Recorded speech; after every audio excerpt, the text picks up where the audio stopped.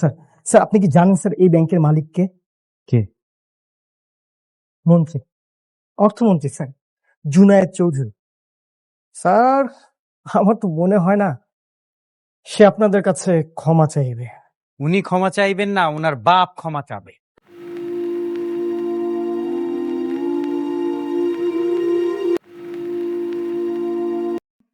তাহলে পেপারটা একটু আমাকে দিন। ওই পেপার তো গতকাল রিশাদ মির্জা এসে নিয়ে গেছে। বন্ধুরা, দুনিয়া টাকার গোলাম পর্ব 20 আপনারা হয়তোবা অলরেডি ইউটিউবে দেখে ফেলেছেন। দেখতেই পেলেন এই পর্বে কেমন থ্রিলিং সব ধামাকা টুইস্ট দেখানো হলো। অর্থমন্ত্রীর ব্যাংকের জাল টাকার কারণে এক নিষ্পাপ মেয়ের আত্মহত্যার বদলা নিতে কিভাবে শেহজাদ চৌধুরীর সোজা মন্ত্রীর মুখোমুখি গিয়ে দাঁড়ালো, আর চতুর চালে মন্ত্রীকে বাধ্য করল ক্ষমা চাওয়ার পরিস্থিতিতে এনে দাঁড় করাতে, তা দেখে তো সবার গায়ের লোম খাড়া হয়ে যাওয়ার জোগাড়। কিন্তু গল্প এখানেই শেষ নয়। আগামী 21তম পর্বে ইউটিউবে আসতে চলেছে এর থেকেও বড় কোনো মাস্টার প্ল্যান। কি এমন ধামাকা অপেক্ষা করছে আগামী পর্বে? ক্ষমতা আর টাকার গরমে অন্ধ হয়ে থাকা অর্থমন্ত্রী কি সত্যিই শেহজাদের কথায় বাধ্য হয়ে সবার সামনে হাত জোর করে সরি বলবে, নাকি শেহজাদকে ফাঁদে ফেলতে মন্ত্রী থানাতে আবার উল্টো কোনো মারাত্মক চাল চালবেন? আর ফাতেমার আসল রূপই বা কিভাবে সামনে আসবে? এই সব রোমাঞ্চকর প্রশ্নের উত্তর এবং 21তম পর্বের ধামাকা টুইস্টগুলো বিস্তারিত জানতে হলে এখনই ভিডিওতে একটি লাইক দিয়ে চ্যানেলটি সাবস্ক্রাইব করে নিন। আর হ্যাঁ, আপনারা কোনো জেলা কিংবা কোনো দেশ থেকে আমাদের আজকের এই ভিডিওটি দেখছেন তা ঝটপট কমেন্ট বক্সে জানিয়ে দিন। তাহলে চলুন আর দেরি না করে মূল আলোচনায় যাওয়া যাক। টাকার গরমে যারা পথ ভুলে যায় এবং ক্ষমতা যাদের অন্ধ করে দেয়, তাদের শায়েস্তা করতেই মূলত নাটকের এই পর্বে মাঠে নেমেছে শেহজাদ চৌধুরী। নকল টাকার অভিযোগে অপমান সইতে না পেরে এক নিরাশ্রয় মেয়ের আত্মহত্যার ঘটনা সবাইকে নাড়িয়ে দেয়। কিন্তু ব্যাংকের আসল মালিক প্রভাবশালী অর্থমন্ত্রী জুনায়েদ চৌধুরী নিজের ভুল স্বীকার করতে নারাজ। ক্ষমতার অহংকারে অন্ধ মন্ত্রী কোনো সাধারণ মানুষের কাছে মাথা নোয়াতে রাজি হন না এবং শেহজাদকে ঘাড় ধাক্কা দিয়ে বের করে দেওয়ার নির্দেশ দেন। তবে শেহজাদ চৌধুরী দমে যাওয়ার পাত্র নয়। মন্ত্রী যখন ক্ষমতার গরম দেখাচ্ছেন, তখন শেহজাদ এক অভিনব প্ল্যান সাজায়। সে মন্ত্রীর অবুঝ ছেলেকে কৌশলে নিজের সাথে নিয়ে এক প্র্যাঙ্কের কথা বলে সোজা মন্ত্রীর মুখোমুখি হাজির হয়। টাকা দিয়ে অপরাধ ঢাকার চেষ্টা করলেও শেহজাদের স্পষ্ট কথা, অন্যায় করে কোনোভাবেই পার পাওয়া যাবে না। সাধারণ মানুষের মান সম্মান কোনো টাকার বিনিময়ে ফিরিয়ে দেওয়া সম্ভব নয়। মন্ত্রীকে বাধ্য করার জন্য শেহজাদ আগেই ডেকে আনে একঝাঁক মিডিয়া ও সাংবাদিক। অবশেষে ক্ষমতার অহংকার ভেঙে অর্থমন্ত্রীকে সবার সামনে এবং মিডিয়া ক্যামেরার মুখোমুখি এনে ক্ষমা চাইতে বাধ্য করার চরম নাটকীয় পরিবেশ তৈরি হয়। লাইভ ক্যামেরার সামনে অর্থমন্ত্রী জুনায়েদ চৌধুরী একদম নীরব হয়ে দাঁড়িয়ে থাকেন। চারপাশ থেকে সাংবাদিকদের একের পর এক ঝাঁঝালো প্রশ্ন ভেসে আসতে শুরু করে।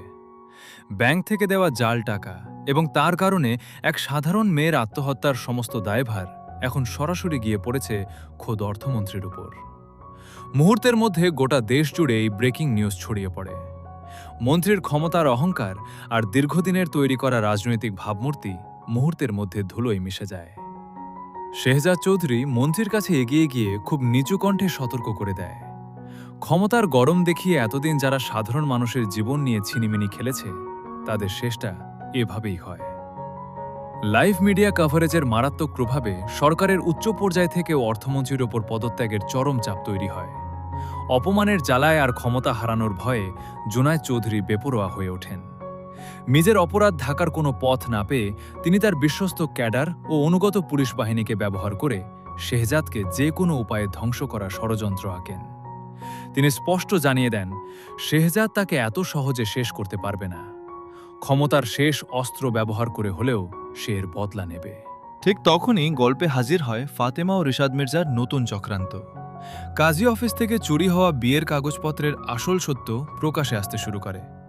ঋতু ও তার ভাই রিশাদের গোপন তৎপরতা নজরদারি করতে গিয়ে জানতে পারে ফাতেমার পেছনের আসল কাহিনী।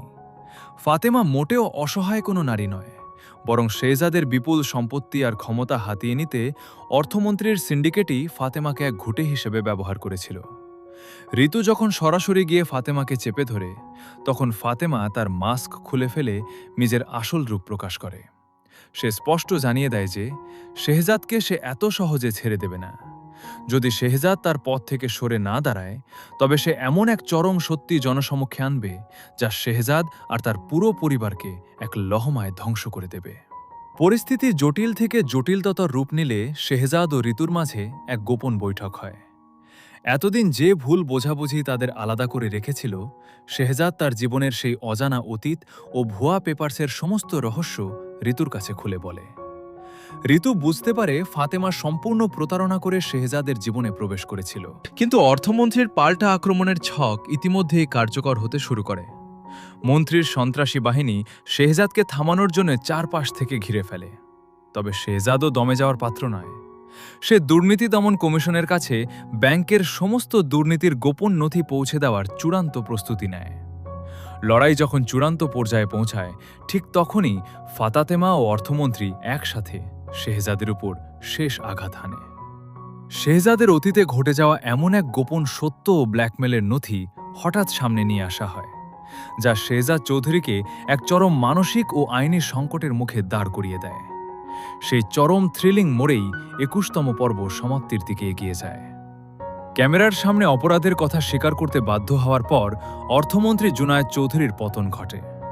মিডিয়া ও জনতার রোষের মুখে তাকে তাৎক্ষণিকভাবে মন্ত্রিত্বের পদ থেকে ইস্তফা দিতে হয় এবং পুলিশ তাকে হেফাজতে নেয়। কিন্তু এই আপাত বিজয়ের পেছনে লুকিয়েছিল এক চরম ভয়াবহ ফাঁদ। অর্থমন্ত্রী গ্রেপ্তার হওয়ার ঠিক পর মুহূর্তেই রহস্যময় এক ফোন কল আসে শেহজাদ চৌধুরীর কাছে। ফোনের ওপাশ থেকে ভেসে আসে রিশাদ মির্জার কুটিল হাসি। রিশাদ জানায়, অর্থমন্ত্রীকে ব্যাংকের কেলেঙ্কারিতে ফাঁসানো ছিল মূলত তাদের আসল প্ল্যানের প্রথম ধাপ। পুরো ঘটনাটি শেহজাদকে দিয়ে কুড়িয়ে নেওয়া হয়েছে, যাতে অর্থমন্ত্রীর খালি হওয়া ওই ব্যাংকের পুরো ট্রাস্টি বোর্ড ও শত শত কোটি টাকার সম্পদ এক নিমেষে রিশাদ ও তার সঙ্গীদের দখলে চলে আসে। শেহজাদ না বুঝেই রিশাদের চালের সবচেয়ে বড় ঘুঁটি হিসেবে ব্যবহৃত হয়েছে। এদিকে ফাতেমা এবার সম্পূর্ণ অন্য রূপ ধারণ করে। এতদিন ফাতেমা নিজেকে ভুয়া কাগজপত্রের মাধ্যমে স্ত্রী দাবি করলেও এবার সে সরাসরি আদালতের কাছে উপস্থিত হয় এক বিশাল বিস্ফোরক নথি নিয়ে।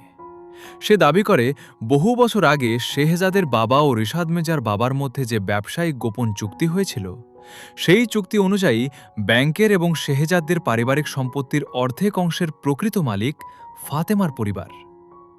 এতদিন যে ফাতেমাকে কেবল এক অসহায় নারী হিসেবে দেখা যাচ্ছিল, সে আসলেই কোনো সাধারণ চরিত্র নয়, বরং এক বিশাল পুরনো প্রতিশোধের অংশ হিসেবে শেহজাদের জীবনে প্রবেশ করেছিল। ঋতু যখন এই খবর পায়, সে পুরো ঘটনায় স্তব্ধ হয়ে যায়। ঋতুর ভাই কাজী অফিসে যে পেপারসগুলো উদ্ধার করেছিল, সেখানে দেখা যায় কাজী সাহেবের স্বাক্ষর এবং রেজিস্ট্রেশন খাতায় ফাতেমা নয়, বরং অন্য একজনের নাম ও পরিচয় জাল করা হয়েছিল। ফাতেমার পেছনে কোলকাঠি নাড়াচ্ছে শেহজাদের খুব কাছেরই একজন মানুষ, যে শেহজাদের ঘরে থেকেই রিশাদের সাথে সমস্ত তথ্য আদান প্রদান করছে। শেহজাদ যখন চারপাশের এতগুলো বিশ্বাসঘাতকতা একসাথে টের পায়, তখন সে বুঝতে পারে অন্যায়ের বিরুদ্ধে তার লড়াইটা যতটা সহজ মনে হয়েছিল, আসলে ততটা নয়। অর্থমন্ত্রী জেলে গিয়েও তার গুন্ডা বাহিনীকে নির্দেশ দেয় জেলে বসে শেহজাদকে চিরতরে সরিয়ে দেওয়ার। একই সাথে একদিকে আইনি জটিলতায় শেহজাদের সমস্ত ব্যাংক অ্যাকাউন্ট ফ্রিজ হয়ে যায়, অন্যদিকে রিশাদ ও ফাতেমা মিলে ঋতুকে জিম্মি করে ফেলে। শেহজাদের কাছে একটি শর্ত দেওয়া হয়, হয় সে তার সমস্ত সম্পত্তি ও কোম্পানির শেয়ার ফাতেমা ও রিশাদের নামে লিখে দেবে, না হয় সে ঋতুকে চিরতরে হারাবে।